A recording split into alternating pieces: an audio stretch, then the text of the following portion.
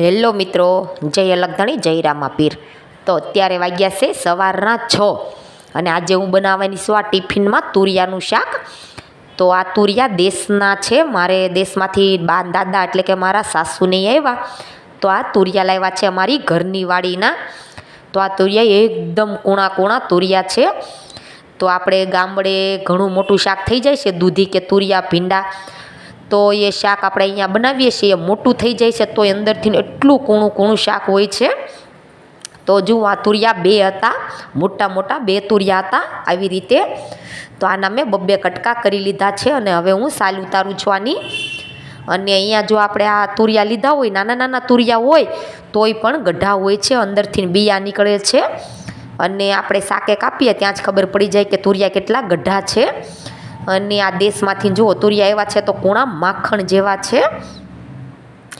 આવી રીતે મેં બબ્બે કટકા કરી લીધા છે।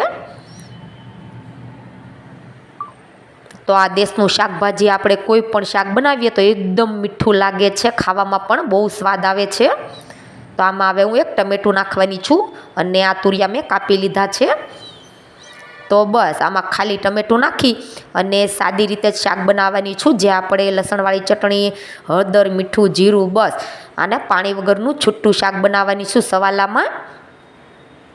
અને આ શાક હું સમારી રહી પછી કેસરને જાગવાનો ટાઈમ થઈ ગયો, તો એને સ્કૂલનો ટાઈમ 7 વાગ્યાનો છે તો એને 6:30 જગાડવાની હોય છે, તો હું એને જગાડવા માટે ગઈ તો કેસુ મને ગાડલામાં દેખાણી જ નહીં। જુઓ એ આ ગાડલામાં સૂતી હતી, બાની આવ્યા તો એની સાથે સૂવે છે હમણાં।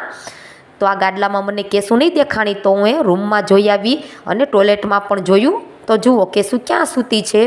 પછી મેં કેસુને જગાડી અને દૂધ પાયું અને બીજી બાજુ આ હું શેણા પલાળું છું। તો પાણી ગરમ થઈ જાય પછી શેણાને ધોઈ અને હું આવી રીતે પલાળી દઉં છું। તો મારે સાંજે કામમાં લેવાના હોય તો હું સવારે પલાળું છું અને સવારે કામમાં લેવાના હોય તો હું સાંજે પલાળી દઉં છું। તો આવી રીતે શેણા બહુ સરસ પલળી જાય છે। તો કેવો લાગ્યો તમને આ વિડીયો ફ્રેન્ડ? મળીએ નેક્સ્ટ વિડીયોમાં।